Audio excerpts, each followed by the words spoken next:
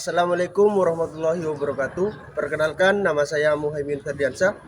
Di sini saya akan menjelaskan tentang learning disability atau biasa disebut dengan gangguan belajar.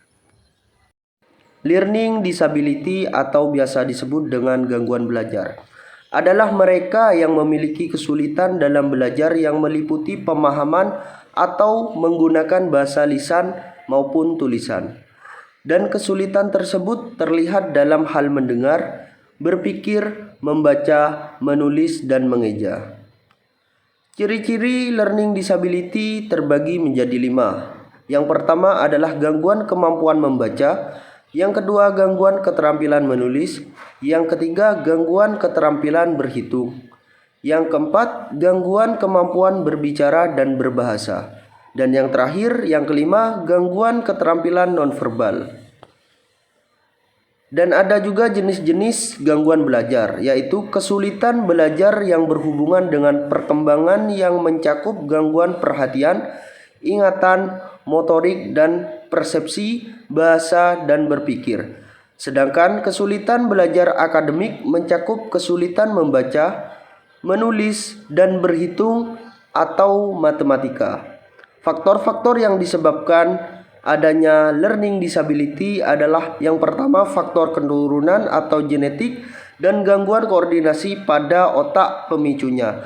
Tapi hal itu tidaklah terlalu penting karena pada dasarnya disleksi tidak disebabkan pola asuh yang salah.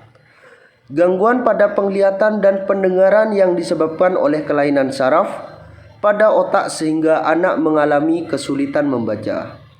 Kira-kira 14 area di otak berfungsi saat membaca. Ketidakmampuan dalam belajar disebabkan karena terdapat gangguan di area otaknya. Pesan yang terkirim masuk ke otak tampaknya berubah menjadi tidak beraturan dan kacau. Adapun yang mencakup hal itu, beberapa contoh learning disability. Yang pertama, prestasi belajar rendah. Yang kedua, lebih suka berfantasi. Yang ketiga, sering menghindari tugas. Yang keempat, sering putus asa. Yang kelima, keras kepala, membandel, dan nakal. Yang keenam, tidak taat aturan atau out of law. Yang ketujuh, kebiasaan jelek. Yang kedelapan, tidak mampu menyesuaikan diri. Yang menjadi pertanyaan adalah, apakah learning disability bisa disembuhkan? Jawabannya adalah beberapa bentuk ketidakmampuan belajar tidak dapat disembuhkan. Namun, dengan tepat kognitif atau akademik intervensi ternyata dapat diatasi. Individu dengan ketidakmampuan belajar dapat menghadapi tantangan unik yang sering meresap selama kehidupan.